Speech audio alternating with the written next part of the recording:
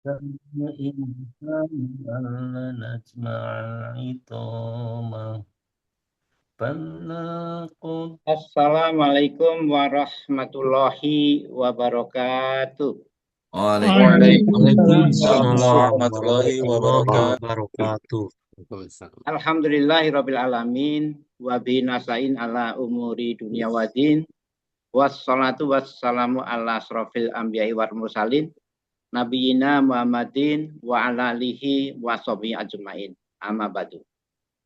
Yang terhormat para asatid Yayasan Berkah Mulia Indonesia, yang saya hormati Bapak-bapak pengurus BMI serta hadirin sekalian peserta kajian Ahad malam Berkah Mulia Indonesia via online yang berbahagia.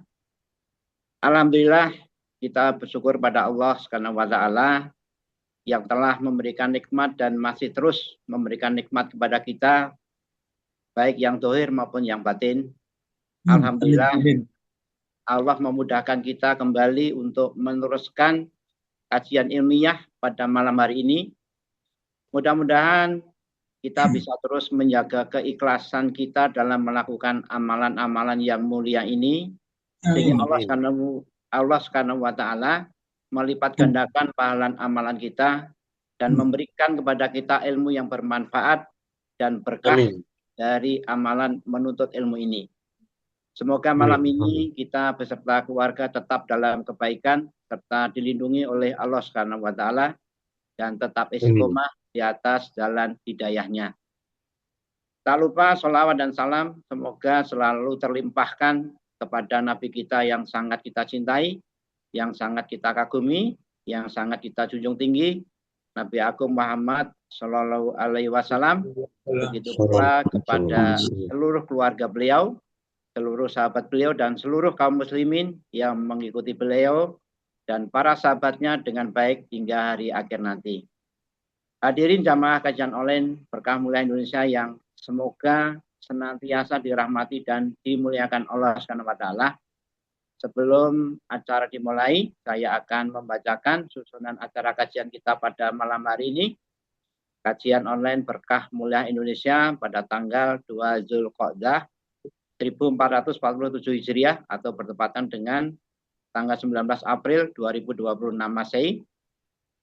Insya Allah kajian pada malam hari ini, kajian kitab Tauhid dengan subtema Jangan Menyekutukan Allah dengan pemateri Ustadz Bukit Saputra LC MPD Habibullah, pukul 20 sampai 20 lebih 5 menit MC membuka acara, pukul 20 lebih 5 menit sampai 20 lebih 15 menit tilawah surat Al-Kahfi ayat 103 sampai 110 oleh Bapak Setio Budi dan terjemah oleh Bapak Agus Siddiq.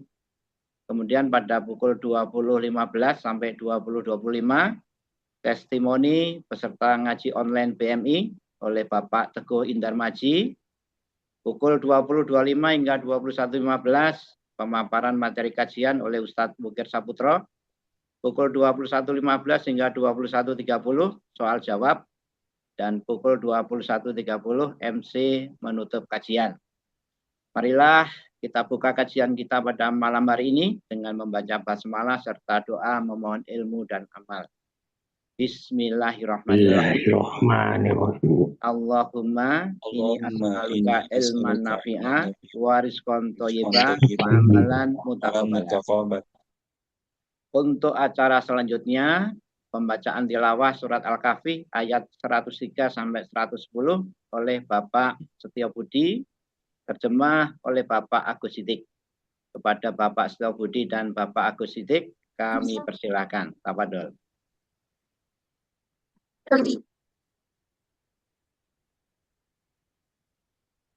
A'udzu billahi minasyaitonir rajim. Qul hal nunabbi'ukum bil asarina a'mala alladzina dhalla sa'yuhum fil hayatid dunya wa hum yasabuna annahum yahsabuna annahum yusinuna sun'a ulaika alladzina kafaru bi ayati rabbihim waliqaihi fahabitat a'maluhum fala nuqimu lahum yaumal qiyamati wasna dzalika jazaohum jahannamu bima kafaru wattakhadu ayati wa rusuli huzwa innalladzina amanu wa amilu solihati kanat lahum jannatul firdausi nuzula khalidina fiha la yabquna anha hiwala Pulau kanal bahru midadan li kalimati rabbi lanafidal bahru qabla an tanfada li kalimatu rabbi walau ji'na bimislihi madada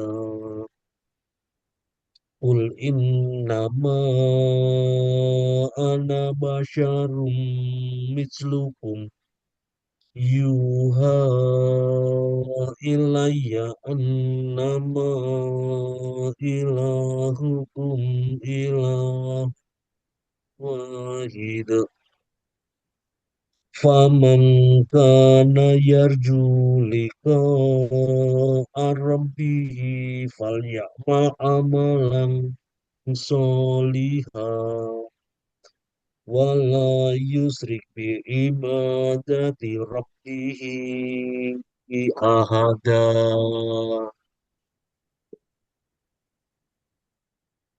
Aku berlindung kepada Allah dari godaan setan yang terkutuk. Katakanlah Muhammad, apakah perlu kami beritahukan kepadamu tentang orang yang paling rugi perbuatannya? Yaitu orang yang sia-sia perbuatannya dalam kehidupan dunia, sedangkan mereka mengira telah berbuat sebaik-baiknya. Mereka itu adalah orang yang mengingkari ayat-ayat Tuhan mereka dan tidak percaya terhadap pertemuan dengannya. Maka sia-sia amal mereka. Dan kami tidak memberikan penimbangan terhadap amal mereka pada hari kiamat. Demikianlah balasan mereka itu neraka jahanam karena kekafiran mereka dan karena mereka menjadikan ayat-ayatku dan rasul-rasulku sebagai bahan olok-olok. Sungguh orang yang beriman dan mengerjakan kebajikan untuk mereka disediakan surga Firdaus sebagai tempat tinggal. Mereka kekal di dalamnya. Mereka tidak ingin pindah dari sana. Katakanlah Muhammad, seandainya lautan menjadi tinta untuk menulis kalimat-kalimat Tuhanku, maka pasti habislah lautan itu sebelum selesai penulisan kalimat-kalimat Tuhanku. Meskipun kami datangkan tambahan sebanyak itu pula. Katakanlah Muhammad, sesungguhnya aku ini hanya seorang manusia seperti kamu yang telah menerima wahyu bahwa sesungguhnya Tuhan kamu adalah Tuhan yang Maha Esa. Maka barang siapa mengharap pertemuan dengan Tuhannya, maka hendaklah dia mengerjakan kebajikan dan janganlah dia mempersekutukan dengan sesuatu pun dalam beribadah kepada Tuhannya. Maha benar Allah dengan segala firman-Nya. Assalamualaikum warahmatullahi wabarakatuh. Waalaikumsalam warahmatullahi wabarakatuh. Jazakumullahu khairan Bapak Setiabudi dan Bapak Agus Siddiq. Pergi ke pasar membeli ketupat. Enak. Ketupat enak dimakan bersama. Jos. Al-Quran bukan sekedar dibaca cepat, Yes. tapi diamalkan sepanjang masa. Oh yes. Yes. Iya. Masya Allah. Semoga kita dimudahkan dalam memahami Masya Allah. ayat-ayat suci Al-Quran tersebut serta dimudahkan dalam mentadaburinya. Alhamdulillah. Baik, Amin. acara Amin. yang Amin. selanjutnya Amin. adalah testimoni dari peserta kajian online BMI kita oleh Bapak Teguh Indarmaji. Dari Yogyakarta. Kepada Bapak Teguh Indarmaji, kami persilakan. Tafadhol, Pak Teguh. Assalamualaikum warahmatullahi wabarakatuh. Waalaikumsalam warahmatullahi wabarakatuh. Pertama kali saya ucapkan terima kasih pada Pak Ustadz yang memberi waktu saya. Tapi sebetulnya bukan testimoni semacam muhasabah pada diri saya sehingga kenapa sampai ketemu BMI dan bagaimana selanjutnya. Itu dimulai dari pemahaman saya bahwa diciptakan jin dan manusia tujuannya adalah untuk beribadah hanya kepada Allah. Jadi apa itu ibadah? Jadi saya menghayatinya segala hal yang Allah sukai, perintahkan, puji, jadikan contoh, itulah ibadah. Lebih lengkap lagi silahkan melihat di Quran dan hadis. Dan petunjuk yang bersumber kepada Allah dan Rasul disampaikan dalam bentuk ayat-ayat Al-Quran dan ditransfer kepada manusia dalam bentuk al-ilm untuk dipahami, diamalkan, dan didakwahkan. Untuk itulah saya perlu bisa baca, bisa tulis, bisa bicara, dan paham dengan mendengar Allah dan Rasul yang disampaikan dalam bahasa Arab. Jadi bukan bahasa Indonesia, jadi agak susah. Mungkin kalau Ustaz Syam sudah biasa.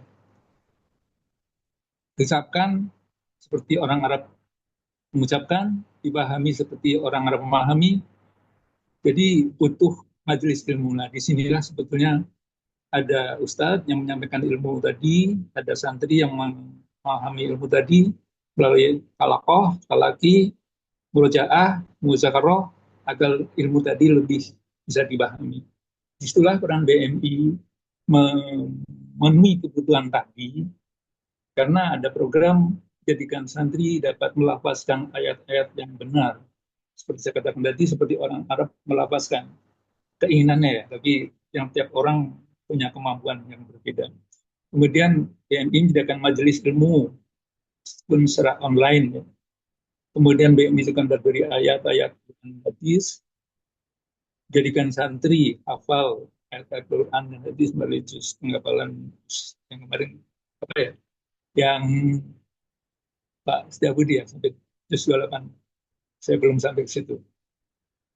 Tapi catatan saya BMI itu tepat untuk lansia yang baru dekat dengan Al-Quran. Kan berarti nggak pernah baca, tapi mungkin dekat dengan Al-Quran, mungkin lebih perhatiannya lebih banyak, membacanya, kemudian menerapkannya, mengamalkannya, mempelajari ilmunya. Yang kemarin-kemarin mungkin sibuk dengan kesibukan lain, kesibukan dunia, pekerjaan, dan sebagainya, mungkin keluarga dan sebagainya, mohon maaf kalau ada yang berkenan. BMI itu gak tepat untuk, ini yang muda, bukan yang lansia. Pemuda yang ingin hatinya di masjid, ini istilah aja, nanti penjelasan panjang sebetulnya. BMI juga tetap untuk orang yang punya mobilitas yang tinggi, jadi kadang-kadang di sini, kadang di sini, karena dia bisa ikut pengajian online, tapi juga bisa belajar setelah bekerja atau selama waktu luang di antara dia bekerja di suatu tempat. BMI itu juga tepat untuk rujukan menyelesaikan masalah hal-hal yang berkaitan dengan tilawah. Kemudian dari penghayatan tadi, saya mengusulkan program keadaan yang datang, yaitu penguasaan bahasa Arab untuk keperluan tafsir Quran dan hadis ini sangat diperlukan, yang sudah berjalan dan sebagian mungkin perlu diadakan, yaitu penguasaan Sirah Nabawiyah untuk mempelajari akhlak Rasul. Kemudian penguasaan adab, karena berapapun ilmu yang kita dapat, kalau tidak beradab tidak bermanfaat. Jadi adab itu sangat penting. Bagaimana menghargai guru, menghargai teman-teman yang belajar, menghargai kitab-kitab suci yang kita pakai. Kemudian kalau bisa ada konsultasi syariah karena masalah-masalah akidah, tauhid, fikih, akhlak itu di tengah keadaan zaman makin berangsur ini sangat diperlukan. Yang terakhir, saran-saran saya adalah bagi bapak-bapak yang akan mengeluarkan, membayarkan zakat mal, mohon diprioritaskan juga guru, ustadz, ustazah sebagai penerima zakat mal, karena berapa besar kita berkontribusi pada mereka dalam menjalankan tugasnya mendidik santri-santri, sebegitulah pahala jariah kita akan terangkat. Kemudian yang dua, prioritas pemenuhan kepustakaan bagi ustadz atau ustazah agar memperluas wawasan mereka dalam membimbing, khususnya tadabbur dan sebagainya. Sementara itu dulu yang saya sampaikan. Kalau ada hal-hal yang kurang, saya mohon maaf. Yang benar datang dari Allah Subhanahu wa Ta'ala, yang salah dari saya akan keberadaan saya. Dan saya akhiri. Wassalamualaikum warahmatullahi wabarakatuh. Waalaikumsalam warahmatullahi wabarakatuh. Nah, semua ini kita barakallahu fiik. Jazakallahu khairan Pak Teguh Indarmaji yang sudah menyampaikan testimoni kepada kita semua.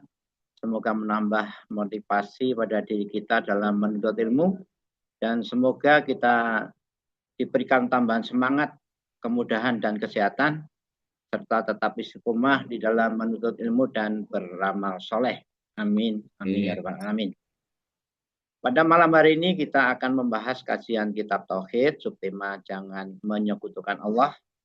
Sebelum kita mulai mendengarkan pemaparan materi kajian dari Ustadz Bukir Saputra, marilah kita sedikit berpantun agar tetap menjadi segar dan siap menampung ilmu yang akan disampaikan oleh Ustadz Bukir. Siap. Pergi ke taman memetik bunga. Cakep. Bunga harum indah warnanya. Nah, mari kita simak bersama, menuntut ilmu raih berkahnya. Amin. Amin. Baik, marilah kita Amin. dan kita simak pemaparan materi kajian kita pada malam hari ini. Insya Allah kajian akan disampaikan Ustadz Bukir Saputra LC, MPD, dan alhamdulillah sudah hadir di tengah-tengah kita. Kepada Ustadz Bukir Saputra, kami persilakan untuk memaparkan materi kajian hingga pukul 21:15. Tafadhol Ustadz. Baik, barakallahu fiik. Bismillahirrahmanirrahim. Assalamualaikum warahmatullahi wabarakatuh. Waalaikumsalam warahmatullahi wabarakatuh.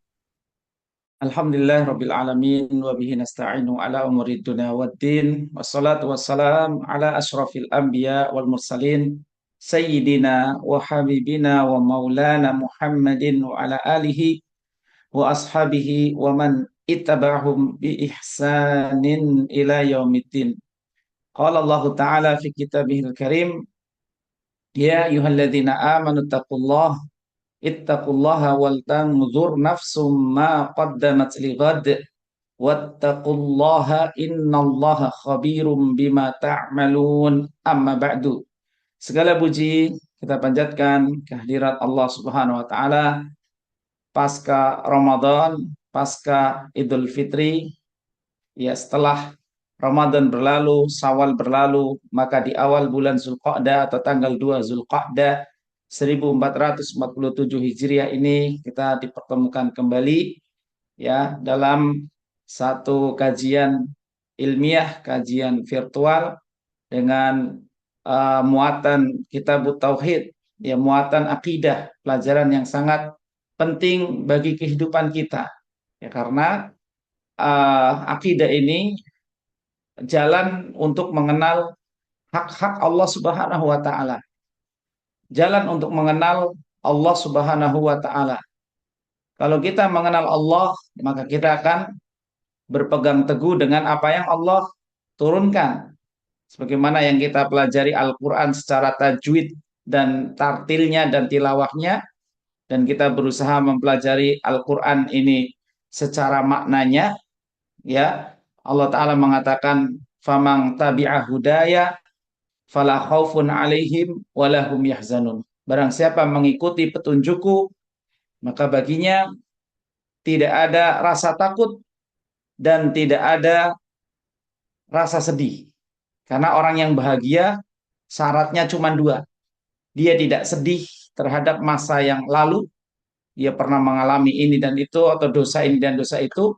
Syaitan akan kembali membuat manusia ini bersedih ya atas ya kelalaian-kelalaian yang dia lakukan.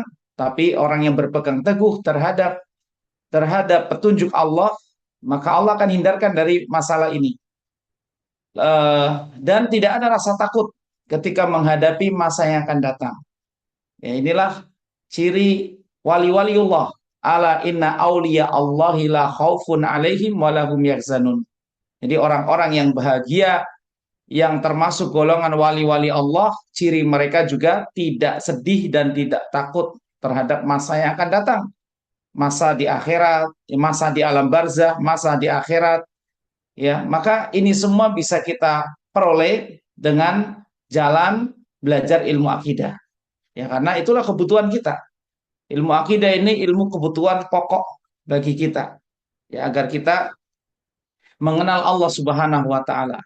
Kalau kita mengenal Allah Subhanahu wa taala, maka kita akan mengetahui hak-hak Allah Subhanahu wa taala. Allah punya hak untuk diibadahi, untuk tidak disekutukan dengan apapun dan siapapun. Bagaimana caranya kita tahu itu? Kita belajar tauhid, kita belajar akidah. Baik, Bapak Ibu sekalian, rahimani wa rahimakumullah, kami ucapkan taqabbalallahu minna wa minkum. Mungkin ini bukan ucapan yang terlambat ya.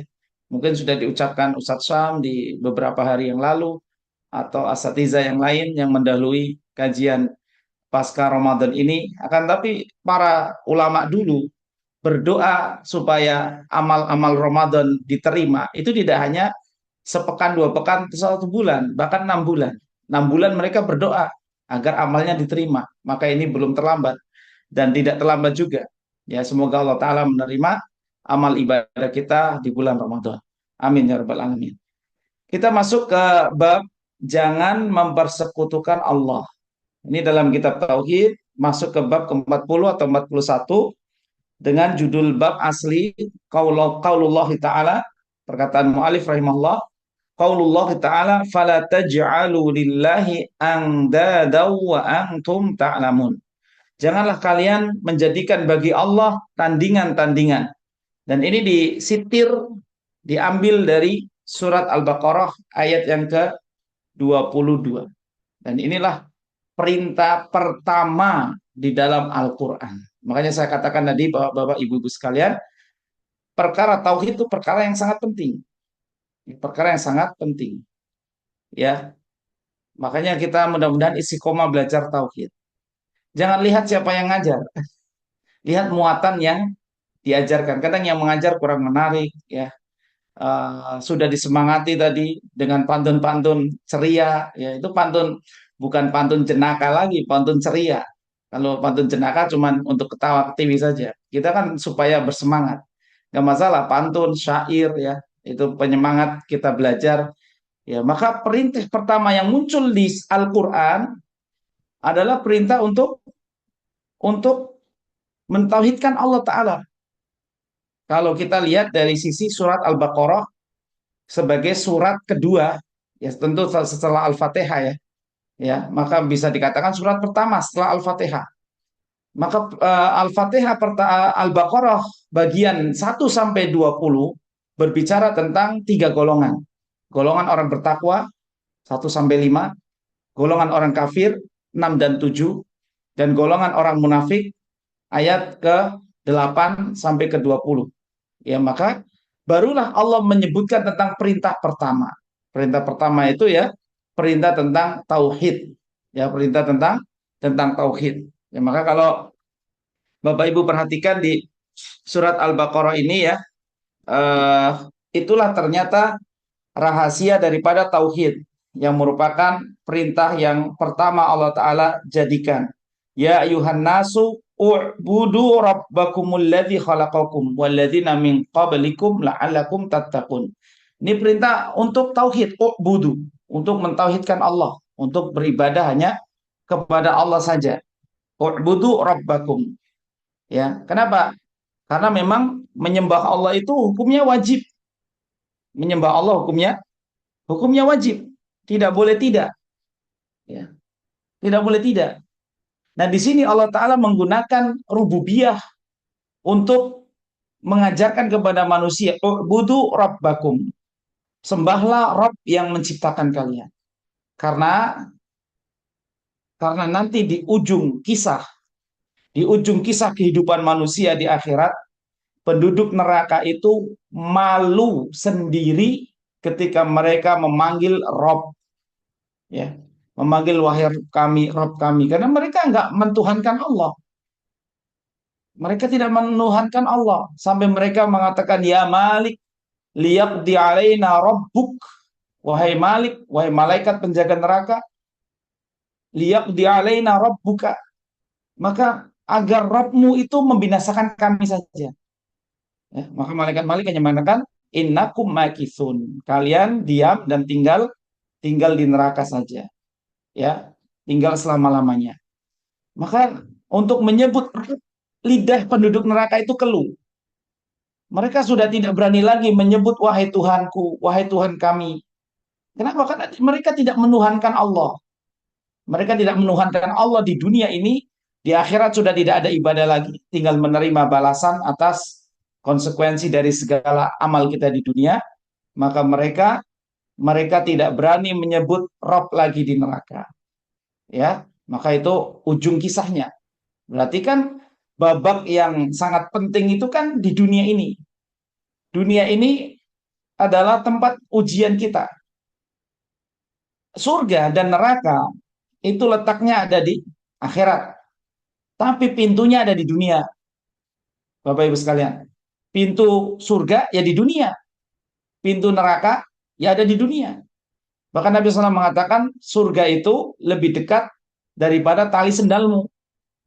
Dan neraka pun lebih dekat daripada tali sendal kita. Ya, sendal kita geletakin di luar rumah, sementara kita maksiat dengan HP kita di kamar misalkan, waliyadzubillah, itu neraka. Itu amalan neraka. Amalan yang menyebabkan Allah murka. Ya. Sendal kita taruh di luar rumah, kita baca Quran di dalam rumah kita. Maka surga dan neraka itu lebih dekat dari tali sendal kita. Ya, karena itulah amal-amal yang menuju ke surga dan menuju ke neraka semua sudah dijelaskan oleh Allah Subhanahu wa taala. Ya, maka inilah pentingnya tauhid. Semoga kita diberikan keistiqomahan dalam mengisahkan Allah Subhanahu wa taala dan dalam mempelajari perkara-perkara tauhid ini. Seluk-beluknya sangat banyak. Yang paling banyak itu cabang yang berbicara tentang kesyirikannya. Kalau kita ingin memurnikan tauhid, maka kita harus mengenal cabang-cabang kesyirikan yang menjadi lawan daripada kemurnian tauhid itu sendiri. Ya, dan dari bab 1 sampai bab yang ke-40 ini, sudah 40 bab, semuanya berbicara tentang keutamaan tauhid, fadilah tauhid. Ya, di bab 1, 2, 3. Bab setelahnya berbicara tentang rincian kesyirikan. Karena kalau kita ingin syirik kita hindari kesyirikan, kita ingin tauhid kita sempurna, maka kesempurnaan tauhid kita itu dengan menghindari kesyirikan. Karenanya Allah Ta'ala menyebutkan u'budullah wajtanibut tauhid. Sembahlah Allah dan jauhi Togut, sembahan-sembahan selain Allah. Ya, kenapa? Dua hal ini sering disebut di dalam Al-Quran, karena kesempurnaan ibadah kita itu kalau kita totalitas menghindari apa-apa yang menjadi poin-poin kesyirikan. Ya, baik. Maka kita akan membahas ayat Al-Baqarah 22, "Fala taj'alu lillahi andada wa antum ta'lamun." Janganlah kalian menyekutukan Allah Subhanahu wa taala sedangkan kalian sendiri mengetahui. Ya, kita akan membaca tafsir daripada ayat ini. Ya, di sini disebutkan surat Al-Baqarah ayat 22 ini ya berhubungan dengan perintah tauhid yang ada di ayat ke-21 tadi, ya ayuhan nasu ubudu rabbakum. Wahai manusia, sembahlah Rabb kalian. Ya. Maka kemudian di ayat ke-22 ini disuruh untuk menjauhi kesyirikan. Fala taj'alu lillahi andada wa antum ta'lamun. Ya, jadi setelah Allah Ta'ala menyuruh kita untuk mengesakannya saja, menyembahnya saja, maka di antara kesempurnaan tauhid kita adalah menjauhi sekutu-sekutu. Dan kalimat ini sering kita dapatkan, Pak. Ya, misalkan kalimat la ilaha illallahu wahdahu, maka Allah sambung dengan la syarika lahu. Maka kalimat la ilaha illallah wahda ini kalimat isbat, penetapan. Tauhid kita hanya kita peruntukan untuk Allah Ta'ala. Ibadah kita hanya kita peruntukan untuk Allah Ta'ala. Kemudian ikrar yang kedua adalah la syarikalah. Tidak ada sekutu baginya. Ya, tidak ada sekutu baginya. Ini merupakan kesempurnaan tauhid. Ketika kita mempelajari dua sisi ini, maka ayat 21 dan 22 ini mengajarkan kepada kita tentang kedua sisi ini. Sisi kita menetapkan sesembahan hanya untuk Allah, dan sisi yang kedua menafikan sesembahan selain Allah. Fala taj'alu lillahi andada. Jangan kalian jadikan sekutu bagi Allah Ta'ala. Wa antum ta'lamun, dan kamu mengetahuinya. Ya, kamu mengetahuinya. Ayat ini turun kepada orang-orang Quraisy. Ayat ini turun kepada orang-orang Quraisy. Emang orang Quraisy tahu bahwa mereka menyekutukan Allah? Betul tahu. Maka kita akan ambil beberapa faidah ya dari ayat ini ya. Jadi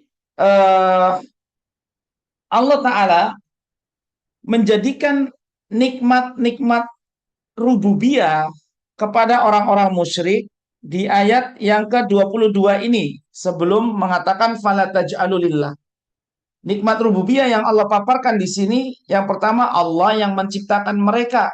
Walladzina min qablikum, ya. Di sini tertera alladzi ja'ala lakumul arda firasyan was samaa'a binaa'a.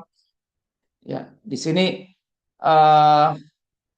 di ayat ke-21 alladzi khalaqakum walladzina min qablikum.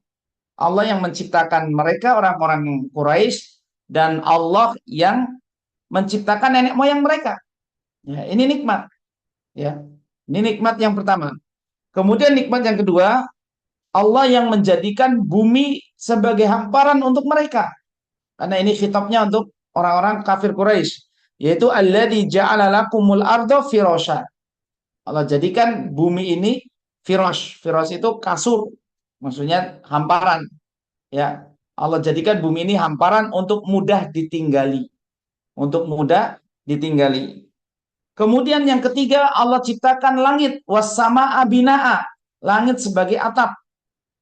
Ya, langit sebagai atap mereka, atap yang kokoh. Ya, dan dari langit itu di sana diturunkan hujan, ya. Dan di sana ada bintang-bintang untuk petunjuk perjalanan mereka. Apalagi mereka sering melakukan ilaf perjalanan. Ilafihim rihlatas syita'i was-shaif. Sepanjang tahun orang-orang Quraisy melakukan perjalanan di musim panas maupun di musim dingin untuk berdagang. Yang keempat, wa anzalna minas sama'i ma'an fa akhraja bihi minas tsamarati rizqan lakum. Ya. Allah Ta'ala yang keempat menurunkan hujan untuk mereka. Dan yang kelima, Allah ciptakan makanan-makanan bagi mereka. Coba bapak-bapak ya, ini semuanya kita disuruh untuk mentafakuri ciptaan Allah. Ya. Allah yang menciptakan air hujan, diturunkan hujan dari langit, kemudian darinya ditumbuhkan tanaman-tanaman. Ya, kalau kita tafakuri masalah ini, Bapak Ibu, ini sangat luar biasa. Coba pikirkan dari satu batang singkong yang antum potong-potong jadi per potong itu 40 cm atau 30 cm atau mungkin bisa satu jengkal. Satu jengkal batang singkong ini antum tanam dan akan muncul makanan darinya. Akan muncul umbi atau singkong itu darinya. Ketika Anda menunggunya 5 bulan atau 6 bulan atau 8 bulan, maka muncul makanan darinya dan itu kekuatan Allah di dalam memberi rezeki. Karena Allah mukit. Mukit artinya maha menjamin makanan bagi makhluknya. Dan quotes adalah makanan pokok yang kalau kita tidak makan selain makanan itu kita tetap bisa hidup. Ya, jadi kalau seandainya di dunia ini di tempat kita ini cuma ada singkong, Mbak, nggak ada yang lain, insya Allah kita masih tetap hidup. Ya, misalkan keadaan darurat, makanya kan ada ketahanan pangan, mungkin salah satunya yang ditanam singkong ya nggak? Programnya Pak Prabowo dulu itu nanam singkong, ya, entah di Kalimantan atau di mana itu. Gatot, Ya, apa Pak? Gatotal, Gatotal. Oh, ya itu kan manusia, Pak. Itu perbuatan manusia, ya. Kalau itu perlu ditinjau ulang silakan. Karena pinteran petani sebenarnya daripada profesor pertanian, pinteran petani kampung. Dan di Ustadz Sam kan ada tuh di Harvest belakang, tanah beliau 30 hektar. Ya, saya ke sana saya tinjau ya. Lah emang saya siapa? Maksudnya saya jalan-jalan ke sana, gagal total, nanam cabai, nanam ini, aduh, orang jadi, ya, nggak ada yang sukses. Akhirnya jadi sekarang tanahnya beliau jadi gor futsal, gor sepak bola di Arpes belakang di Kojengkang sana. Baik ya, itu itu itulah manusia. Manusia bukan mukit. Baik, eh, Allah Ta'ala menyuruh kita untuk mempelajari tafakur terhadap ayat kauliyah ataupun kauniyah. Kauliyah itu Al-Quran, tadi yang dikatakan Pak Teguh, belajar bahasa Arab, agar kita mampu mentadaburi Al-Quran, mengambil ilmu darinya, monggo silakan. Nanti panitia melihat kapasitas BMI ini sudah siap belum belajar bahasa Arab. Apakah ketika ada pelajaran bahasa Arab malah pada kabur? Enggak ya. Karena bahasa Arab itu sebenarnya mudah. Bahasa Arabnya yang berhubungan dengan Al-Quran saja. Jangan disuruh ngapalin mufrodat banyak-banyak ya. Atau kaidah nahwu sorofnya. Baik, maka yang kedua mentadaburi kauniyah. Kauniyah itu peristiwa. Peristiwa yang nampak di alam kita dengan hujan, tumbuhnya tanaman, Allah sediakan makanan. Ya, ini bisa menguatkan iman kita. Ya, ini bisa menguatkan keimanan kita. Tapi tafakur hanya sebuah alat. Hasil goalnya adalah tadzakur. Makanya ada ibadah tafakur, memikirkan, dan ada ibadah tadzakur. Tadzakur itu mengambil ibroh dan pelajaran. Ya, mengambil pelajaran. Ya, jadi pelajaran yang bisa diambil, oh kalau Allah yang memberi nikmat begitu besar, menjadikan bumi sebagai hamparan tempat kita tinggal, menurunkan air hujan dari langit, menumbuhkan makanan, berarti memang kita harus menyembah Allah saja sebagai bentuk syukur kita. Ya, kita juga nggak boleh menisbatkan nikmat ini kepada selain Allah. Makanya di bab 40 atau bab 40 yang lalu disebutkan ya'rifuna ni'matallahi tsumma yungkirunahu. Mereka itu tahu nikmat ini dari Allah, tapi mereka mengkufurinya. Karena mereka menyandarkan nikmat kepada sebab. Banyak di antara kita begitu, Pak. Kita kira kita dapat rizki itu karena kepintaran kita. Banyak orang yang lebih pintar dari kita, rezekinya lebih baik, ya lebih banyak maksudnya. Ya, maka apa nikmat yang apa-apa nikmat yang kita miliki itu ya hanya dari Allah SWT saja. Baik, maka nanti di sini disebutkan ada hadis-hadis yang menyinggung tentang hal itu. Ya, jadi ini tentang tentang tauhid rububiyah Allah Ta'ala, tentang perbuatan-perbuatan Allah Ta'ala yang Allah Ta'ala sebutkan kepada kita, yang kesimpulannya tauhid rububiyah ini Allah jadikan penegasan untuk tauhid uluhiyah. Penegasannya apa? Fala taj'alu lillahi andada. Ya, penegasannya di judul bab ini. Jangan mempersekutukan Allah. Fala taj'alu lillahi andada. Dulu kita sudah belajar al-usul as-salasah. Di sana dikatakan Allah tidak ridho disekutukan dengan siapapun dan apapun. La nabiyyun muqarrabun wala malakun mursalun. Ya. La nabiyyun mursal wala malakun muqarrabun. Walaupun dengan nabi yang diutus, ya, karena ada orang yang menyembah nabi. Orang-orang Nasara mereka menyembah nabi, ya. Atau dengan malaikat, ada kaum manusia yang menyembah malaikat juga, yang menjadikan malaikat anak-anak Allah, orang-orang musyrik Quraisy. Maka Allah tidak ridho disekutukan dengan siapapun, dengan apapun. Karena Nabi SAW memerangi berjihad untuk tauhid, menegakkan kalimatullah. Makanya beliau ketika berjihad, beliau melambangkan kekuatan jihadnya ada di bendera, liwat. Ada di liwat beliau. Ya, di liwat atau di roya. Ada roya yang warnanya hitam, ada liwat yang warnanya putih. Ya, maka beliau tulis la ilaha illallah di situ. Ya, di kalimat bendera itu sebagai simbol tauhid. Ya, maka Nabi SAW kemudian memerangi seluruh suku yang menyekutukan Allah, yang menyembah patung, orang-orang musyrik, yang menyembah nabi, orang-orang Romawi diperangi oleh Nabi SAW. Ya, Heraklius diperangi oleh Nabi SAW. Ya, yang menyembah apa lagi? Yang menyembah jin, yang menyembah gunung, menyembah pohon, ya, menyembah berhala, semuanya diperangi oleh baginda Nabi SAW. Ya, ini tentang pentingnya penegasan uluhiyah, bahwa ibadah itu hanya diperuntukkan untuk Allah Ta'ala saja. Ya, baik. Ya, jadi di sini kesimpulannya di ayat 22 ini Allah berdalil dengan rububiyah, perbuatan-perbuatannya yang esa di alam semesta ini untuk menegaskan uluhiyah. Karena yang mampu mencipta, yang mampu memberi rizki hanya Allah, maka yang disembah pun hanya Allah Ta'ala saja. Dan ini kalau Bapak Ibu perhatikan surat Az-Zariyat ayat 56 yang sudah kita hafal semua, wa ma khalaqatul jinna wal insa illa liya'budun. Maka yang disembah hanyalah yang mampu mencipta. Kalau berhala apakah mampu mencipta? Nggak mampu mencipta. Nabi Isa saja alaihissalam tidak mampu mencipta. Ya, beliau hanya mengubah tanah liat kahai atit toiri, menjadi bentuk burung. Apakah Nabi Isa bisa mencipta tanah liat? Nggak bisa mencipta tanah liat. Fa'angfuhu fihi fayakunu toiran bi'ithnillah.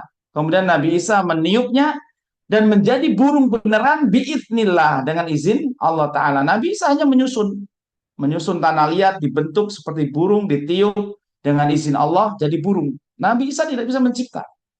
Ya, tidak bisa mencipta. Nabi Uzair juga tidak bisa mencipta. Apakah Uzair bisa menghidupkan keledainya sendiri? Nggak bisa. Yang menghidupkan keledainya Nabi Uzair adalah Allah Subhanahu wa Ta'ala. Maka yang mencipta, dialah yang berhak disembah. Wa ma khalaqtu, tidaklah aku ciptakan. Allah yang mencipta. Maka illa liya'budun, hanya Allah yang berhak untuk mendapatkan sesembahan dari kita, berhak mendapatkan pengabdian kita. Ya, baik. Ini dia kesimpulan daripada ayat itu. Adapun kalimat andat di sini ditafsirkan oleh Imam Ibnu Abbas. Bapak-bapak bisa lihat di matan kitab At-Tauhid di sini. Ya, al-andatu huwa syirk, asyirku. Andat, kata Abdullah ibn Abbas, adalah kesyirikan. Ya, andat itu adalah kesyirikan. Fala taj'alu lillahi andat. Jangan kamu menyekutukan Allah. Ya, andat adalah kesyirikan. Maka syirik itu ditafsirkan oleh beliau, akfa min dabibin namli ala sofatin sauda'i fil dhulumatil lail. Jadi kesyirikan itu lebih samar dari dabibin namal. Dabib artinya langkah, langkah kaki semut. Ala sofatin sauda, langkah kaki semut kecil di atas batu hitam fidul matil lail, di tengah kegelapan malam. Jadi syirik itu halus. Kenapa banyak orang yang berbuat kesyirikan tidak merasa berbuat syirik? Ini halusnya kesyirikan, Pak. Kalau orang yang syirik merasa, oh saya telah musyrik, ya dia akan berhenti.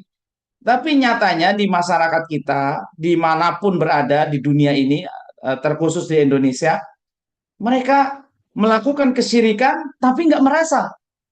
Karena mereka labeli perbuatan-perbuatan kesyirikan itu dengan sesuatu yang samar. Ya, itulah kezaliman manusia.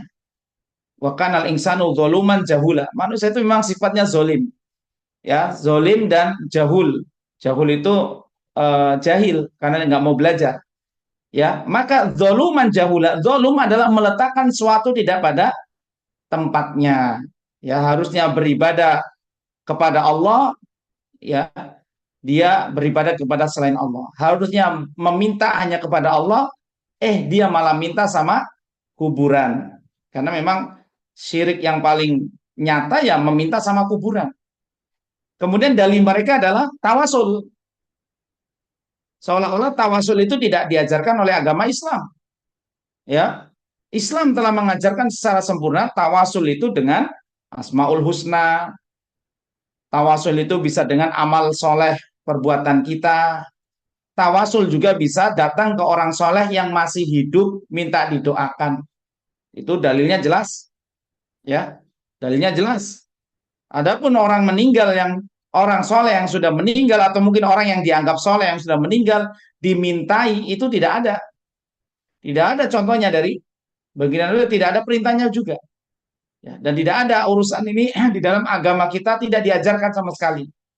Ya, mereka kan dalilnya kan debat di YouTube itu kan, oh ulama ini, perkataan ulama ini, mentok-mentok di perkataan ulama. Nanti mereka mengatakan, masa iya ulama nggak mengikuti Rasul? Ya kan ulama juga, Nabi SAW mengatakan ada ulama yang lurus, robbani, ada ulama su.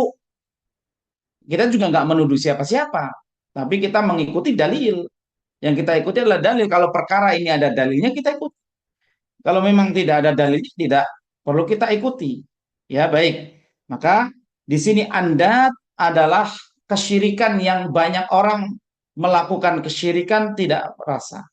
Di antara doa Nabi SAW ada yang berbunyi, Allahumma inni a'udzubika an usyrika bika wa ana a'lam wa astaghfiruka lima la a'lam. Ternyata ada syirik yang tidak kita sadari juga. Ya, yang kita sadari iya, seperti riya kita sadar. Terkadang ada syirik yang memang tidak kita sadari. Ya, jadi di antara doa meminta berlindung dari kesyirikan. Allahumma inni a'udzubika an usyrika bika. Ya Allah, aku berlindung kepadamu untuk tidak menyekutukanmu. Wa ana alam, dan aku tahu itu syirik. Ya, kadang ada orang berbuat syirik itu tahu, tapi dia akhirnya ngelakoni juga karena terpaksa. Ya, misalkan orang sakit, dia harus pergi ke dukun. Ini perbuatan syirik. Ya, kemudian dia dikasih jampi-jampi, dia dikasih jimat, itu kan syirik kecil, jimat-jimat itu. Apalagi sampai berkeyakinan, jadinya tingkatannya nanti syiriknya jadi syirik besar. Ya, maka dia tahu. Tapi terkadang ada yang tidak dirasa dari perbuatan kesyirikan itu, seperti riya, ya, riya terselubung. Ya, terkadang ada orang yang nggak merasa. Ya, baik. Kemudian wahwa an taqul, di sini Imam Ibnu Abbas memberi contoh-contoh syirik yang tidak kerasa, syirik yang tidak dirasa. Contohnya wallahi wa hayatika ya fulan. Contohnya adalah ucapan demi Allah dan demi hidupmu. Jadi menyandarkan lafaz konjungsi dan di sini bermasalah. Karena wallahi wa hayatika, demi Allah dan demi hidupmu, ya ini tentang sumpah. Maka ini sesuatu yang terlarang, menyamakan Allah dengan makhluk. Termasuk ya demi Allah dan demi Rasulullah. Ini sering saya singgung ya. Kalimat demi Allah dan demi Rasulullah itu salah. Mau yang mengucapinya Gus, mau yang mengucapinya Kiai, mau yang mengucapkannya ajengan, mau yang mengucapkannya Tuan Guru. Kalau keliru ya kita harus luruskan. Ya, karena memang agama tidak mengajarkan menyetarakan Allah dengan siapapun. Demi Allah, demi Rasulullah. Memang boleh bersumpah dengan makhluk? Ya nggak boleh. Ini di bab ini yang dibahas. Ya, kalau mau bersumpah dengan nama Allah saja. Bahkan Ibnu Mas'ud itu tegas dalam masalah ini. Mendingan bersumpah dengan nama Allah tapi dusta daripada bersumpah dengan nama makhluk tapi benar. Itu perkataan Imam Ibnu Mas'ud. Bukan dua-duanya buruk. Dua-duanya buruk, bersumpah dengan nama Allah dusta itu buruk. Ya, tapi Ibnu Mas'ud saking jengkelnya kepada orang yang bersumpah dengan nama makhluk demi Rasulullah, ya. Demi apa misalkan demi hidupmu, demi hidupku. Ya, ini nggak boleh. Imam Ibnu Mas'ud sangat sangat menitik beratkan masalah tauhid ini dalam masalah sumpah. Ya. Baik. Kemudian wahayati dan demi hidupku. Nah, ini juga nggak boleh. Ini yang kita nggak sadar kadang. Watakulu kata Ibnu Abbas dan orang yang mengatakan laula kulaibatu hadal atana lusus. Kalau bukan karena anjing penjaga ini, maka kita sudah kedatangan maling. Ya, jadi dia seolah-olah menganggap ya dia itu sadar memang anjing itu nggak bisa memberikan manfaat dan mudorot, tapi ucapan inilah yang beliau katakan seperti langkah kaki semut di batu hitam di tengah malam. Ya, dia nggak bermaksud oh anjing itu bisa memberi manfaat dan mudarat, enggak. Tapi ternyata ucapan ini menyeret pelakunya kepada kesyirikan yang tidak dia sadari. Ya, seperti orang yang pakai jimat, Pak. Orang yang pakai jimat kan nggak mau semuanya atas izin Allah, begitu kan? Tapi ternyata secara halus dia terjatuh pada kesyirikan. Ya, karena menjadikan sesuatu yang bukan sebab jadi sebab. Suatu yang tidak ada ilmiah dan logiknya atau logisnya itu dijadikan sebab. Ya, mau sembuh dari penyakit panas dikalungin udel, ya, udel apa itu? Ya, udel itu apa sih? Pusar. Ini kan nggak ada sebabnya. Ya, ingin menolak panas, menolak air, ya, dijadiin pusar yang lepas dari bayi, namanya puputan, ya puput yang sudah lepas itu dijadiin kalung, ya, kalungnya Samson Betawi, ya, dikalungin anak-anak dulu begitu, ya, katanya untuk menolak balak ini dan itu, atau dia menjadikan watar, kan kita udah bahas tuh tentang orang yang menjadikan watar tali busur tali yang udah nggak kepake dijadiin gelang di tangan untuk menolak ain, menolak bala. Itu kan nggak ada hubungannya. Hubungannya tali panah ini dipakai gelang, ya, atau memakai gelang kuningan. Nabi SAW pernah melihat seorang memakai gelang kuningan, kemudian dikatakan ini untuk menolak bala ya Rasulullah. Ini di bab Tamimah dulu di kitab jilid pertama. Kita udah kitab jilid 3 ini, ya. Maka Nabi SAW mengatakan man ala kotamimah fala atamahullah. Siapa yang menggantungkan nasibnya kepada tamimah itu benda-benda yang tadi, jimat-jimat tadi, maka Allah tidak akan menyempurnakan urusannya. Itu langsung ditazir oleh baginda Nabi SAW. Karena makanya masalah kesyirikan itu harus kita hindari sejelas-jelasnya. Nah, ya, ini perkataan Ibnu Abbas. Kemudian walau lal batu fid daril atanalusus. Kalau bukan karena soang atau angsa atau apa namanya, yaitu bato itu ya soang atau angsa. Biasanya kan dia bunyi ya. Kalau ada orang bunyi. Nah, kalau kita nggak pelihara soang, kita udah sering kemalingan. Nah, ini juga dia tahu bahwa soang itu nggak bisa ngusir maling. Ya, nggak bisa ada maling kemudian soangnya nyosor gitu kan, nyosor maling. Nggak juga. Ya, atau mungkin dia mengatakan ini soang itu kan memang reaksi kalau ada orang dia akan bunyi. Ya, dia akan bunyi. Nah, maka perkataan-perkataan ini tidak sadar bahwa menyandarkan seolah-olah ya bahwa dia rumahnya terjaga dari kemalingan itu memang karena adanya soang itu. Ya, maka di sini harus kita pilah-pilah dengan bijak agar kita tidak terjatuh pada syirik qauli, ya, syirik yang sifatnya ucapan-ucapan ini, karena ada syirik yang sifatnya jali dan ada syirik khafi. Nah, yang disebutkan Ibnu Abbas ini sirik khafi, sirik-sirik yang sifatnya itu lembut dan kita nggak sadar. Ya. Kemudian ucapan Masya Allah wa syi'ta. Ya, ini perkataan wa qalu rajuli li sahibihi. Dan contohnya perkataan seorang kepada temannya, Masya Allah wa syi'ta. Ya, atas kehendak Allah dan kehendakmu. Ini juga perkataan yang mengandung kesyirikan. Yang terkadang tidak orang sadari. Ya, yang sangat mirip dengan ini demi Allah, demi Rasulullah itu sudah sangat mirip sekali dengan perkataan Ibnu Abbas ini. Kemudian wa qalu rajul laulallah wa fulan. Perkataan seorang ya kalau bukan karena Allah dan karena fulan. Ya, ini bermasalah di konjungsi dan di kata hubung dan. Ya kalau summa mungkin masih bisa ya. Summa fulan laulallah summa fulan itu masih dibolehkan. Ya. Ya, tapi yang paling afdal adalah Masya Allahu wahdah. Ini yang ucapan paling afdal. Kalau atas kehendak Allah wahdahu itu semata. Atas kehendak Allah semata itu saja. Itu yang sunnah. Tapi dibolehkan mengatakan Masya Allahu summa syi'ta. Summa ini menunjukkan waktu jeda, ya, waktu jeda. Maka dibolehkan, ya, secara ilmu bahasa. Baik. Kuluhu bihi syirkun, kata Ibnu Abbas, ini semua contoh-contoh kesyirikan yang seperti langkah kaki semut yang orang banyak nggak nyadar. Ya, oh kalau bukan karena supirnya jago kita semua sudah masuk jurang, itu juga sama.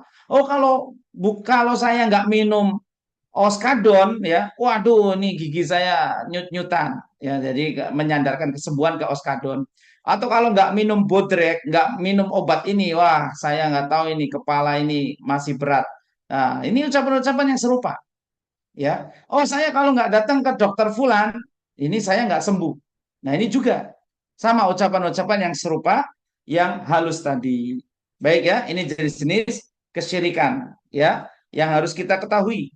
Jadi syirik itu ada syirik besar, syirik kecil, dan ada juga syirik khafi, syirik jali. Syirik jali itu syirik yang nampak. Ya, syirik nampak itu contohnya ya berdoa kepada selain Allah. Itu bisa syirik besar itu langsung. Kemudian pakai jimat, kalau lebih pakai jimat itu syirik kenapa? Dia benar-benar pakai jimat. Tapi ini maksudnya syirik kecil. Ya maksudnya syirik kecil pakai jimat. Ya. Kemudian syirik khafi. Syirik khafi itu dibagi dua juga. Ada syirik yang berkaitan dengan niat dan ada syirik yang berkaitan dengan lafaz, dengan lafal. Ya. Lafal itu seperti yang disebutkan Imam Ibnu Abbas tadi, lafal-lafal ucapan-ucapan tadi. Ini masuk ke syirik khafi yang hukumnya dihukumi samar, yang dikategorikan sebagai syirik yang samar, ya, atau syirik berupa niat, ya, niatnya ibadah tapi untuk dapat pujian orang. Nah ini namanya riya. Itu juga sama. Ini masuk dalam bab kesyirikan. Baik. Kemudian mu'alif rahimahullah di sini mengatakan mengambil dari perkataan Umar bin Khattab. Kalau tadi perkataan Imam Abdullah bin Abbas. Abdullah bin Abbas ini sahabat yang usianya panjang sampai 83 tahun dan beliau dari kota Madinah hijrah ke Basrah. Ke Basrah. Makanya beliau dikejar oleh Hasan Al-Basri. Jadi Al-Hasan ini karena gurunya pergi ke Baghdad, ya, maka muridnya nyusul. Makanya Al-Hasan disebut Hasan Al-Basri, terkenal. Adapun Ibnu Mas'ud di akhir hayat beliau kembali berdakwah ke kota Mekah dan beliau kemudian pergi ke Taif untuk berdakwah. Dan sekarang makam beliau ada di Taif. Makanya di Taif ada kuburan Imam Abdullah bin Abbas dan ada masjid Abdullah bin Abbas di Taif. Ada bapak-bapak yang umrah pergi ke Taif?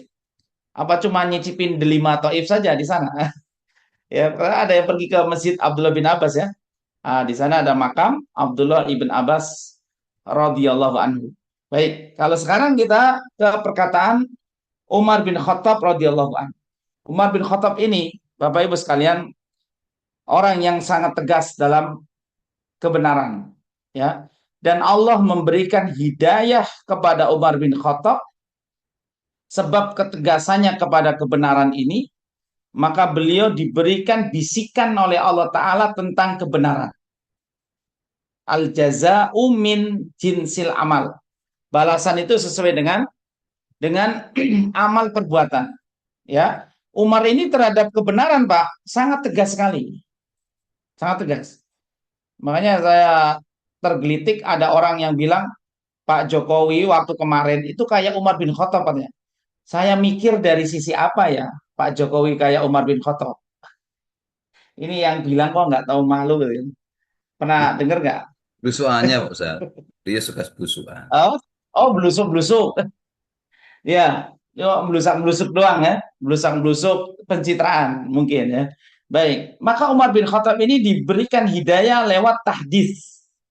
Tahdis itu bisikan wahyu, bisikan ilham dari Allah Subhanahu wa taala yang ucapan Umar kemudian bertepatan dengan wahyu. Padahal wahyu belum turun. Contoh, ketika para sahabiah belum pakai hijab, jadi hijab itu syariat yang belakangan, ya. Maka Umar berkata, ya Rasulullah, apakah nggak ada ayat yang menyuruh sahabiah pada pakai hijab agar aurat mereka tertutup? Kata Nabi SAW, belum ada. Kemudian tidak lama dari itu turun surah Al-Ahzab untuk menyatakan bahwa kaum muslimah harus menjulurkan jalabihinna untuk menjulurkan wa khumurihinna, khumur jilbab dan khumur ya pakaian mereka. Maka para sahabiah pada pakai kain yang ada, kain gorden, kain sarung itu dipakai, Pak. Ya, ini perintah dan ada orang Indonesia yang diulamakan yang mengatakan jilbab itu adat Arab, nggak wajib ya katanya. Maka ini orang liberal, pemikiran yang liberal. Ya, di Indonesia itu banyak, Pak, orang liberal. Banyak. Ya, kenapa? Karena didanai oleh Yahudi. Ya, jadi Islam di kotak-kotak sama mereka ada fundamentalis. Fundamentalis itu orang yang berpegang teguh sama dalil. Nah, ini yang sulit digoyang sama mereka. Palingan nanti dituduh-tuduh. Oh, ini yang berpegang teguh sama dalil Wahabi, ya kan? Itu doang. Yang liberal banyak. Yang Thomas Alva Edison itu kalau kita katakan di neraka nggak adil kita. Loh, jadi ngawur ya. Saya ngawur-ngawur itu saya liberal-liberal. Ya, karena dia sudah menciptakan lampu katanya. Memang lampu nggak bisa buat pakai diskotik, ajeb-ajeb ya. Kan diskotik nggak indah tanpa lampu-lampu itu ya. Baik ya, ini kaum yang ngawur. Makanya di Istiqlal ada tuh corner, American corner. Amerika corner, pojok Amerika. Ya kan kadang kan pembina-pembina itu kan ada dari Yahudi juga kan. Ya, itulah ya. Baik, itu kalau kita ingin berwawasan aja. Kalau kita ingin bahas ini, kita bahas ini aja dah. Baik, kita bahas kembali ke sini. Ya, ini perkataan Umar bin Khattab. Maka dia mendapatkan hidayah.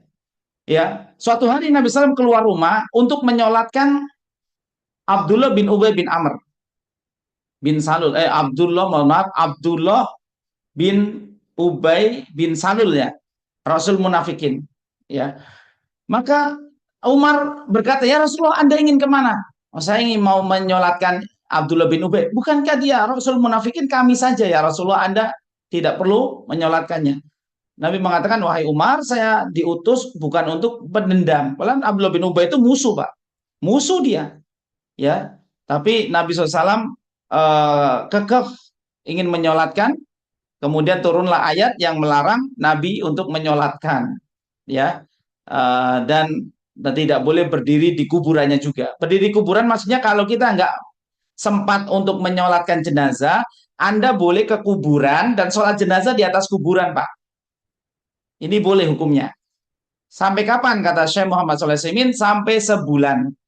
Misalkan ada teman Anda meninggal, ya, Anda tidak bisa melayat, kebetulan Anda bisa melayat minggu depan. Anda datang ke kuburannya. Anda sholat jenazah masih sepekan masih boleh.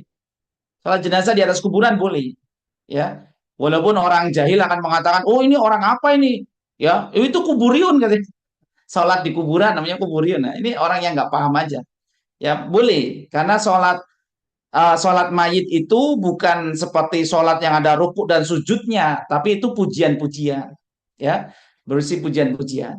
Baik, dan ada sekitar 21-22 ayat kata para ulama perkataan Umar bin Khattab yang sesuai dengan ayat Al-Quran. Sampai Nabi SAW mengatakan seandainya ada Nabi setelahku, maka dia adalah Umar bin Khattab. Kenapa? Karena Umar ini sangat tegas terhadap kebenaran.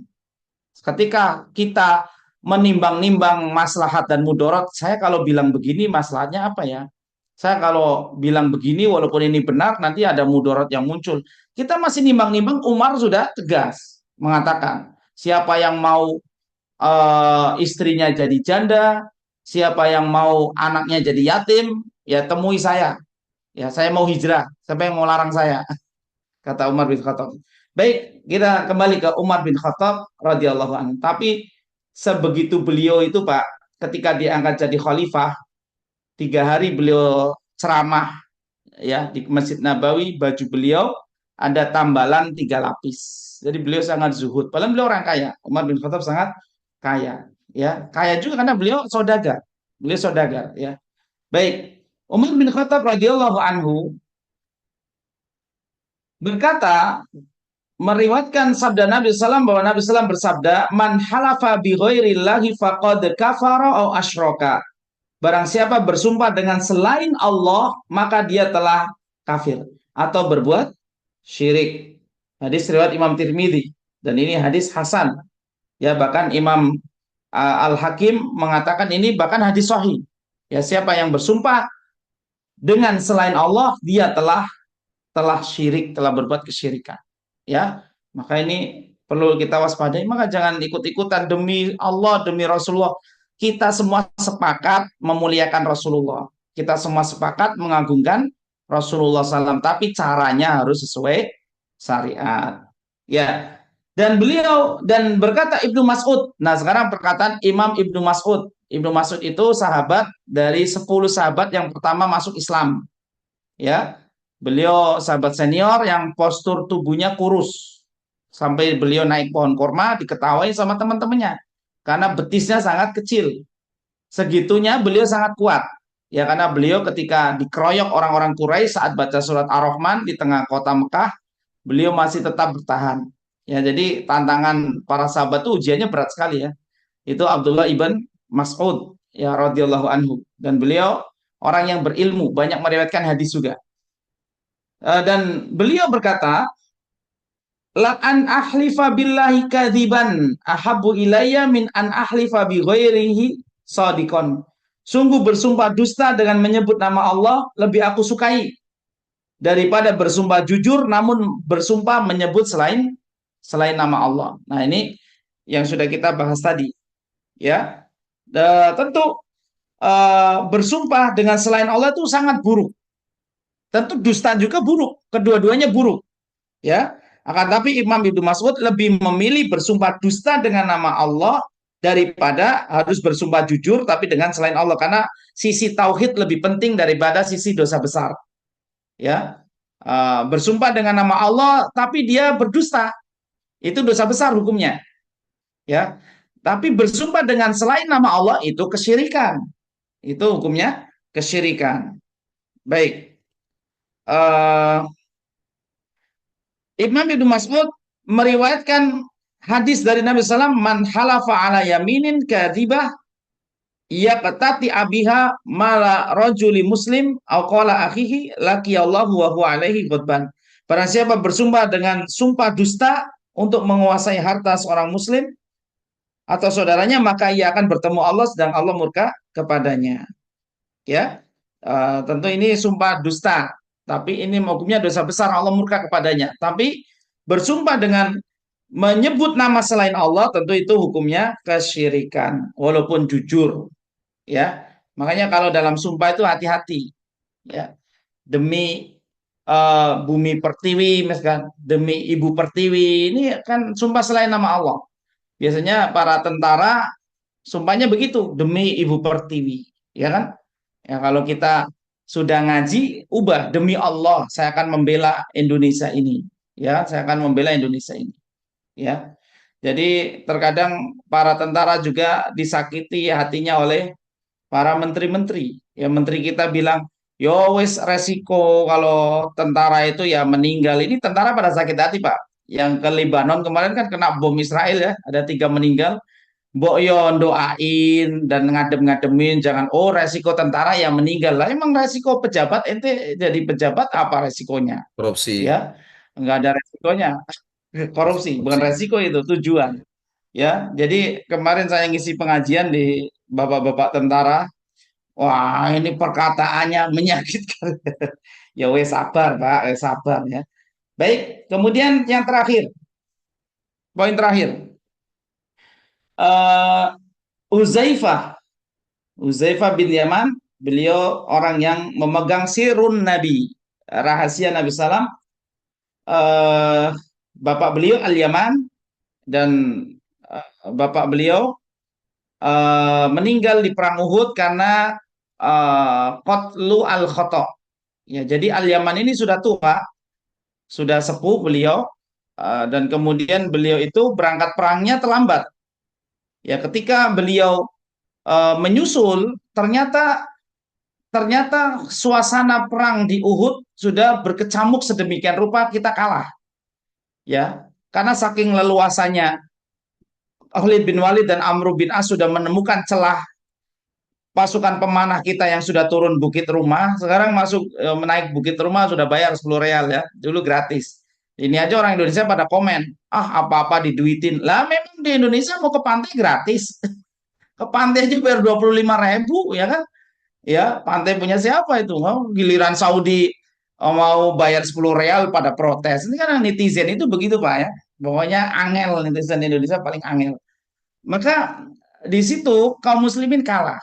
Kalah kelak, Pak. Kalah telak. Karena orang musyrik leluasa memutilasi jasad para syuhada. Ini menunjukkan kita nggak bisa ngelawan apa-apa waktu itu. Posisi sudah terjepit, satu golongan pergi ke kota Madinah, satu golongan masih bertahan, dan itu yang dimutilasi, seperti An-Nadhr bin Anas radhiyallahu anhu, satu golongan lagi mundur, karena Rasulullah menarik mereka mundur ke Jabal Uhud. Jabal Uhud, Jabal yang gedenya. Ya kan, Jabal Rumah itu yang pendeknya. Sekarang pun bisa naik ke Jabal Uhud pakai mobil GMC, bayarnya 35 real di malam hari, bisa menyaksikan City Light dan Masjid Nabawi dari situ. Ya, maka Al-Yaman ini pergi ke medan Uhud terlambat. Akhirnya beliau maju, dan karena kita sudah kalut, akhirnya kita malah membunuh teman kita sendiri. Ini namanya qatlu khata, pembunuhan yang tidak disengaja. Hukumnya bagaimana? Hukumnya membayar diat. Coba bayangkan Pak, segala sesuatu itu ada konsekuensinya. Maka kita jangan jadi orang yang masak bodoh berlepas diri. Ya, kalau kita waliyadzubillah, kalau ada orang nabrak di jalan nggak sengaja, jangan nyolot. Oh saya nggak sengaja, saya ini salah, yang itu nyebrang. Tetap ada konsekuensi. Konsekuensi kita bayar denda. Ya, karena memang itu ujian buat kita, dan ibrohnya kita harus hati-hati, sehati-hati mungkin. Kalau sudah kejadian berarti itu takdir, ya tinggal kita bayar konsekuensinya. Maka Uzaifah dia akan mendapatkan denda 100 ekor onta, tapi ternyata Uzaifah memaafkan. Nah kalau sudah dimaafin sudah nggak ada konsekuensi apa-apa, ya. Baik, ini Uzaifah, sahabat Uzaifah. Beliau juga yang sahabat yang menyamar untuk menyusup ke pasukan Abu Sufyan di perang Khandaq. Ya, Nabi SAW memiliki intelijen. Jadi Uzaifah itu memang intelijen Nabi. Intelijen itu kan harus apa namanya? Harus pintar jaga rahasia, Pak. Terkadang intel itu kan jualan bakso, jualan cilok. Ya, padahal dia intel ya. Ini intelijen. Uzaifah juga intelijen. Maka Uzaifah menyamar. Ketika Abu Jahal, Abu Sufyan mengatakan di antara kita jangan-jangan ada mata-mata. Maka ternyata Uzaifah nanya duluan. Kamu siapa? Kamu dari mana? Sebelum ditanya beliau sudah nanya dulu, kecerdasan Uzaifah. Jadi intel harus cerdas, Pak. Kalau nggak cerdas ya ketangkep ya. Baik, maka ini tentang Uzaifah. Maka beliau, Uzaifah radhiyallahu anhu, mengatakan Nabi SAW bersabda, beliau meriwayatkan hadis dari Nabi SAW, la taqulu masya Allahu wa sya'a fulan. Jangan katakan atas kehendak Allah dan kehendak fulan. Walakin qulu masya Allah summa sya'a fulan. Akan tapi katakanlah, ya, katakanlah masya Allah atas kehendak Allah, kemudian atas kehendak fulan. Nah, ini sudah kita bahas tadi ya. Nah, kemudian yang terakhir, ada ulama tabi'in ya atau tabi'ut tabi'in Ibrahim An-Nakhai ya seorang tabi'in beliau melarang eh, ucapan di sini terima aku berlindung kepada Allah dan kepadamu. Ini nggak boleh ya, tetapi dia membolehkan ucapan aku berlindung kepada Allah kemudian kepadamu. Nah, ini ucapan yang serupa dengan yang di atas. Beliau membolehkan ucapan kalau bukan karena Allah kemudian karena fulan.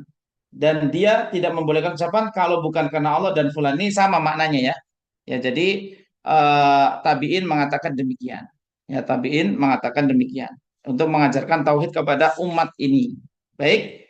Ya, ini dia pelajaran kita, Pak. Kita tahu semua mengagungkan Nabi SAW, ya. Tapi Nabi SAW mengatakan, la tuturuni. Jangan kalian berlebih-lebihan mengagungkanku. Kama atrotin Nasara ibna Maryam. Sebagaimana Nasrani berlebih-lebihan mengagungkan putra Maryam, yaitu Nabi Isa alaihissalam. Ya, akhirnya mereka jatuh kepada kesyirikan. Ya, baik. Barakallahu fikum. Saya kembalikan ke Pak Bambang. Tafadhol. Jazakallahu khairan Ustadz atas ilmu yang telah Ustadz sampaikan. Untuk acara selanjutnya yaitu soal jawab. Para peserta kajian dipersilakan untuk mengajukan pertanyaan baik via pesan singkat maupun langsung disampaikan kepada Ustadz Bukir Saputra. Pak Fadl.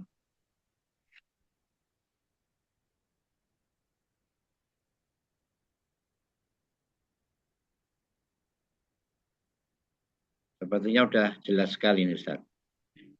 Alhamdulillah. Sebenarnya ingin mendengarkan pantun, Pak Bambang. Mendengarkan pantun. Ya, pantun bikin Pak yang bulan Zulqa'dah. Ini kan Zulqa'dah ini bulan haram ya, Bapak Ibu. Jadi bulan Zulqa'dah itu bulan haram. Itu ada pertanyaan Pak ya. Yang kita beribadah dilipat gandakan pahala dan kalau berbuat dosa dilipat gandakan dosa. Ingat ya. Jadi bulan Zulqa'dah ini mulai semangat lagi. Kemarin Syawal kendor ya, bulan Zulqa'dah ini bulan haram ya. Jadi ngaji di BMI-nya semangatin lagi. Harus semangat karena pahalanya berlipat-lipat. Baik, ada pertanyaan Pak nih dari Pak Warsono ya. Assalamualaikum Pak Ustadz. Berkaitan dengan kesyirikan tadi, berkaitan dengan tawasul itu syirik, apakah artinya mayoritas orang Islam di Indonesia itu melakukan syirik? Maaf, terima kasih atas pencerahannya. Nah, barakallahu fiik. Jadi kesyirikan ini suatu yang memang sangat memilukan karena toleransi untuk kesyirikan ini sulit ya. Sulit maksudnya ketika perkaranya di akhirat. Karena ada kisah yang mengatakan pengikut kesyirikan akan bertengkar dengan orang yang ngajak kepada kesyirikan. Makanya kita harus hati-hati di dunia ini ya. Kewajiban kita belajar supaya tahu ini yang syirik, ini yang bukan. Tapi kemudian kita menetapkan, oh ini orang ini musyrik, orang ini kafir. Kita tidak menetapkan demikian karena yang berhak menjustifikasi hukum adalah para ulama. Ya, dan itu pun setelah ada syurut, ada syarat-syaratnya. Syarat-syaratnya ada. Idza tawafar asyurut wam tani al mawani ya apabila syaratnya lengkap dan penghalangnya tidak ada ya maka baru hukum itu terjadi dan itu ranah ulama. Ya kalau memang nanti ada pembahasan al-udhru bil jahli. Uzur karena kebodohan. Ini akan menyelamatkan orang, Pak. Semakin orang itu bodoh dari suatu perkara, dia akan semakin selamat. Ya. Kalau ngelakoni sesuatu tapi bodoh ya dari suatu hukum, maka dia justru makin selamat.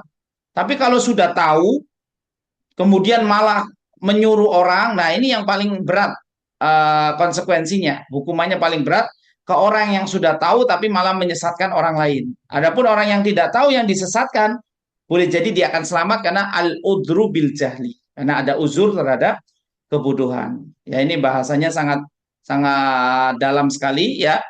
Intinya kewajiban kita belajar supaya kita tidak terjatuh kepada kesyirikan. Ya, baik, barakallahu fiik. Silakan yang lain.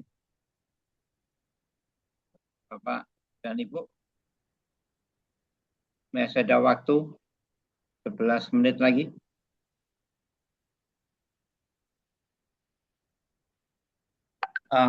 Silakan. Silakan. Kalau ada pertanyaan langsung, monggo silakan.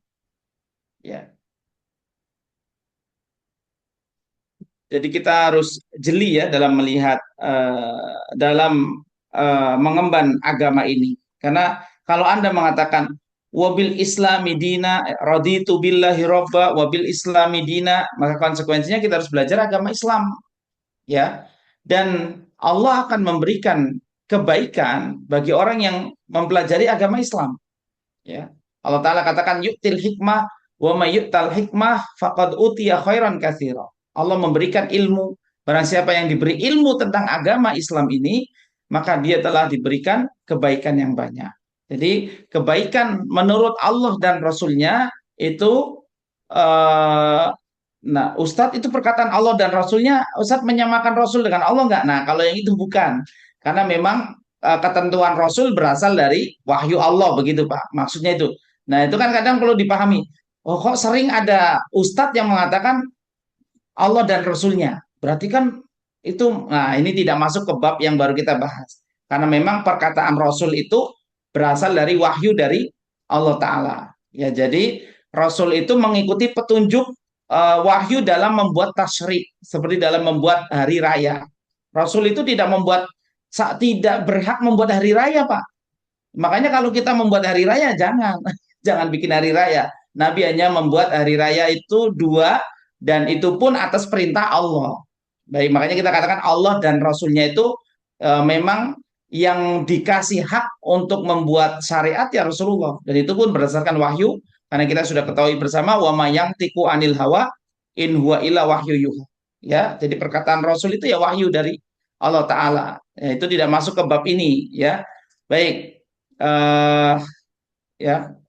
jadi kita harus belajar, benar-benar belajar agar kita mendapatkan kebaikan. Kebaikan itu semuanya disandarkan kepada ilmu agama. Man yuridihillahu bi khairan yufaqihu fiddin. Barang siapa yang Allah inginkan, yang Allah kehendaki kebaikan, maka Allah akan jadikan orang itu faqih dalam agama. Ya, ya, terutama ilmu tauhid ini penting, Bapak Ibu sekalian. Ini bekal untuk berjumpa sama mungkar nakir nanti loh. Bekalnya ilmu tauhid. Karena salah satu perkataan ulama yang bisa menyelamatkan orang dari siksa kubur itu tauhid, Pak. Tauhid. Ya. Karena kalau ditanya man rabbuka, iman kita kuat, Rabbi Allah, Tuhanku adalah Allah. Selamat dia. Ya, selamat. Kalau sudah selamat, kuburan akan dibentangkan. Loh, Ustaz, bukannya kuburan berhimpit dulu? Iya, kuburan dihimpit itu sebelum datang mungkar nakir. Ya, ini kalau kata orang sono ngaji mungkar nakir. Kalau ngaji mungkar nakir tapi ngajinya nggak benar. Oh, nanti kalau mungkar nakir datang bilang aja pengikut saya ya kan. Jangan. Ya, ini nggak boleh. Maka bumi menghimpit itu ketika jenazah diletakkan di liang lahat. Ini namanya doktor. Doktor itu himpitan, Pak. Himpitan. Semua orang terkena himpitan bumi. Walaupun itu Sa'ad bin Mu'az. Ya. Sa'ad bin Mu'az. Sa'ad bin Mu'az ini orang yang meninggal dan arasy Allah bergetar. Arasy Allah itu paling berat, paling kokoh, dipikul oleh 4 malaikat, dan pada hari kiamat dipikul 8 malaikat. Wal malaku ala arja'iha wa yahmilu arsya rabbika fawqahum yawma idzin tsamaniyah. Tapi ternyata arasy bisa bergetar atas meninggalnya seorang, ya. Nah, tapi Sa'ad bin Mu'az saja masih mengalami himpitan. Tapi himpitan kepada orang beriman untuk menggugurkan dosa. Kita dihimpit, dosa kita gugur. Kalau orang kafir dihimpit bumi sampai tulang rusuknya bersilangan begini.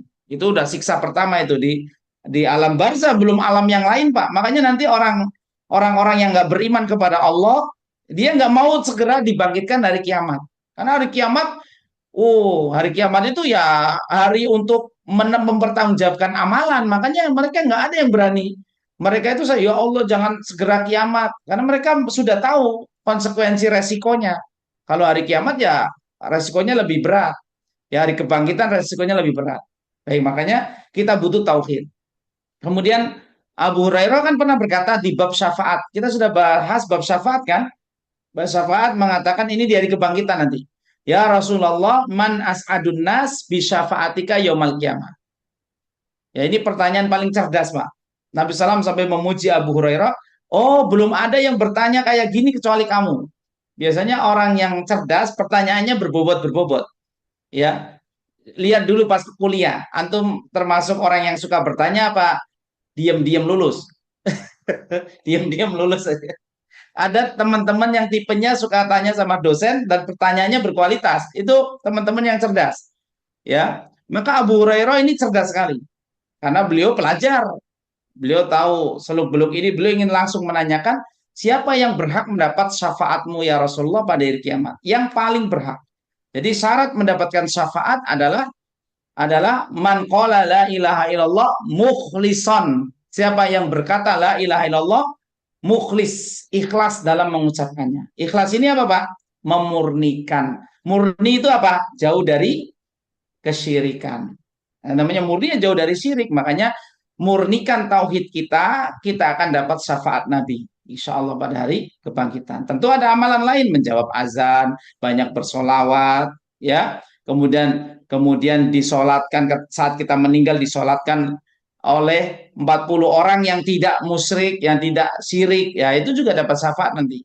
Ya, kemudian syafaat teman-teman, mudah-mudahan kita nanti saling bisa memberi syafaat kebaikan. Kemudian syafaat anak kita yang meninggal waktu kecil, waktu balik itu juga bisa menjadi syafaat. Bab syafaat kemarin, syafaat yang musbatah, syafaat yang ditetapkan oleh syariat. Ya, adapun syafaat dari guru fulan itu nggak ada dalilnya. Tidak ada orang yang memegang kunci syafaat itu. Tidak ada. Ya guru fulan yang sudah derajatnya ma'rifat ya, ini bisa memberi syafaat, ikut aja pengajian ini, nanti dapat syafaat guru ini. Nggak bisa. Ya nggak ada dalilnya itu. Ya, apalagi ajaran-ajaran begitu biasanya ajaran yang menyimpang. Baik, barakallahu fiik, ini tambahan dari kami, semoga bermanfaat dan gunakan Zulqa'dah, Zulhijjah, dan Al-Muharram untuk banyak ibadah. Ya, insya Allah kita masih saling mengingatkan dalam hal ini ya. Banyak ibadah, Pak. Banyak ibadah paling utama itu zikir. Ibadah paling utama itu zikrullah. Ibadah yang paling afdol. Ya, karena zikir itu ya amalan yang insya Allah mudah tapi sulit juga kalau kita nggak dapat taufik Allah. Ya, kalau nggak dapat taufik sulit. Makanya tidak tercipta ibadah kecuali dengan isti'anah. Ya, isti'anah ini yang kita minta. Ya Allah, a'inni ala zikrika. Ya Allah, bantu aku untuk selalu berzikir. Ya wa syukrika, untuk selalu syukur, wa husni ibadatika, untuk memperbaiki kualitas ibadahku. Ya, karena kita sudah berusia, ibadah kita kayaknya kok begini. Ya, kita minta kualitas, wa husni ibadatika, husni kebaikan ya, ibadah yang baik, ibadah yang berkualitas. Barakallahu fikum, saya kembalikan ke Pak Bambang Budianto. Matur suwun. Assalamualaikum warahmatullahi wabarakatuh. Salam. Jazakallahu khairan Ustadz atas semua ilmu yang telah disampaikan pada malam hari ini. Semoga Ustadz senantiasa diberikan kesehatan dan keselamatan serta senantiasa dalam lindungan dan ridha Allah SWT. Dan semoga ilmu yang telah disampaikan bermanfaat bagi kita semuanya. Akhirnya kita sudah sampai di penghujung acara kajian online kita pada malam hari ini. Sebelum acara kajian online kita akhiri, izinkan saya membacakan sebuah pantun. Jangan tebang kayu yang basah, buat masak tak akan beres. Iyalah, masa masak nih. Lanjut. Selamat jalan, selamat berpisah. Mantap. Semoga semuanya semakin sukses. Amin, amin ya Allah. Baik. Amin. Untuk mengakhiri kajian kita, dimohon Ustaz Buker Saputro berkenan untuk menutup kajian ini. Karena nasihatnya sudah banyak tadi, insya Allah poin-poin. Ya nanti saya ceramah lagi 5 menit lagi. Kita langsung tutup dengan zikir kafaratul majlis. Semoga kita istiqomah. Amin ya rabbal alamin. Subhanakallahumma wa bihamdika. Asyhadu an la ilaha illa anta astaghfiruka wa atubu ilaik. Cara kajian online Berkah Mulia Indonesia pada malam ini kita tutup dengan bacaan hamdalah ya Rabbil alamin. Alhamdulillah. Bila ada kata yang kurang berkenan di hati Bapak dan Ibu sekalian. Salam sehat, salam semangat, salam berkah mulia Indonesia. Wabillahi taufik wal hidayah. Wassalamualaikum warahmatullahi wabarakatuh. Waalaikumsalam warahmatullahi warahmatullahi wabarakatuh. wabarakatuh. Jazakallah khairan Pak Bambang, Pak Teguh, Pak Septi, Pak Agus yang bertugas malam hari ini. Dan Bapak Ibu sekalian, sampai jumpa di pertemuan pekan depan, insya Allah bersama dengan guru kita, Ustadz. Siapa? Siapa Bapak Ibu? Pekan depan? Ujang. Ustadz Ujang Subriyadi, insya Allah. Barakallahu fikum, sampai jumpa, monggo. Assalamualaikum. Eh.